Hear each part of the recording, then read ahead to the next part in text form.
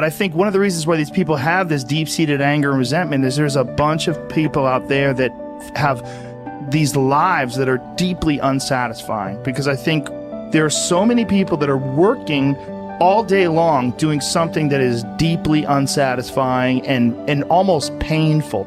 Yeah, it's soul killing. Soul killing. Yeah. They're stuck in traffic all day, and then they're stuck in a cubicle after that. They relish the time to take a shit in the bathroom and look at their phone. I mean, they literally do that. That's a highlight of someone's day. They get in traffic on the way home. They get home after that, they're watching television, and they're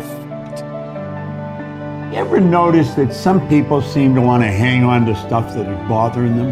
They're forever talking about it. They don't want to let it go. They've had a failure at something and it's grown. They can't get over it. They just can't get over it. Or somebody said something nasty to them. They don't want to let it go. Do you know what we should do? We should ask ourselves, everything that happens, is this serving you? Is this serving you? And if it's not serving you, get rid of it. You don't want anything in your life that's not serving you, that's not causing you to grow, that's not adding to the quality of your life. I don't care what it is.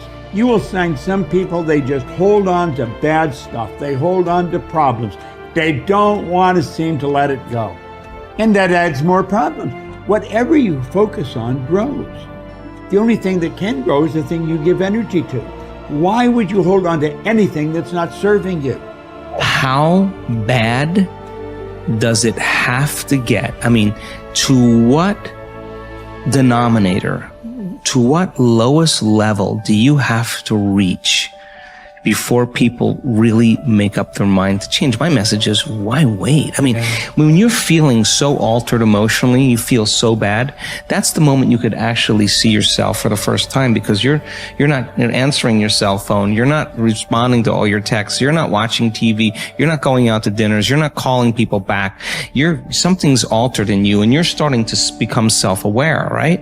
I dare you to analyze yourself first, your company first, your character, your behavior, your work ethics. I dare you to analyze it and see if there's any change you can make. See, you cannot manage time, but you can manage activity. You can manage your activities. Make certain that what you're doing really makes a difference. Make certain that you're spending your time on activities that are productive, that are taking you in the direction of your goal. If you think about the person that you want to become, what's that person do every day that you don't do right now? And when you start to do the thing that the person you want to become is doing, you leverage something called behavioral activation therapy. And that is a whole body of research that says when you act like the person you want to become, it's the most powerful way to change a habit. It's even better therapy than talk therapy, because the action proves to your brain that you're becoming that person. You're seeing the change through the action, and so then the brain catches up and starts to relate to you like a person that's confident, or a person who adores their appearance, or a person that celebrates themselves exactly as they are. Before you start the day, ask yourself, how do I want to think today? How do I want to feel? How do I want to behave? I mean, what would greatness look like? What would love look like today? What could I do that would be really cool for me at the end of the day? Say, wow, so I had a good day today. What would make me feel that way?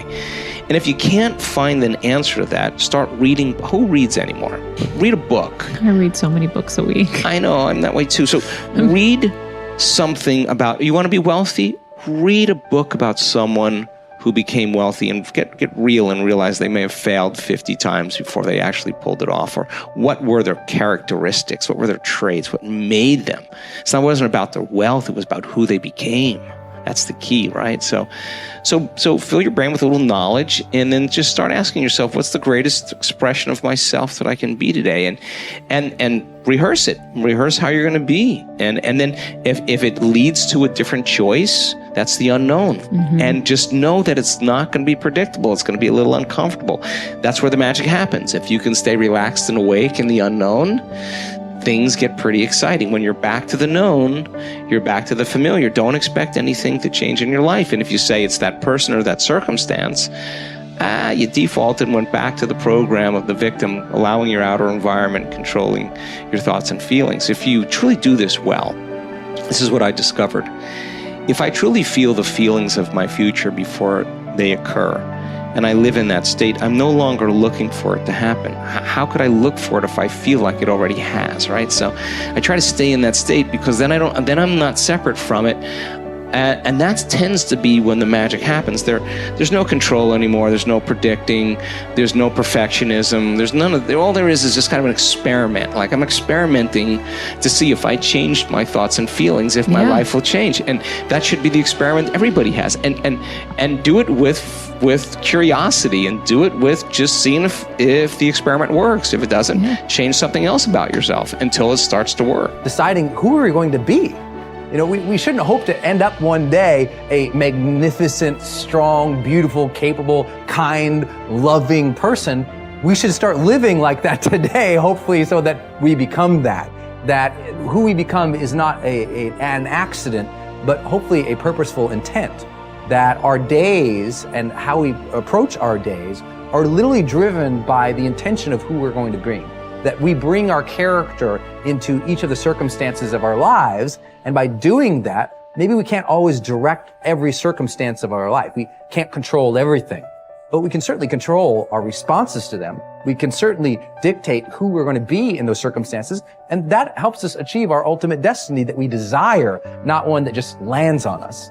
I think the other thing that really comes to people's into their power is when they really discover that, you know, each of our days is something that we can also design. Not just design who you're going to be. How are you going to design your day? What's this day going to be about? What's going to get your attention? What's going to get your focus? And what should not be getting your focus is just your inbox, or just what I call browser blackout, clicking around on all these blue links or images, or swiping here and swiping there, and then losing 4 or 5 hours of your day. Because what ends up happening for so many people is they lose 2 or 3 hours to distraction each day, maybe 4 hours of distraction of television a day.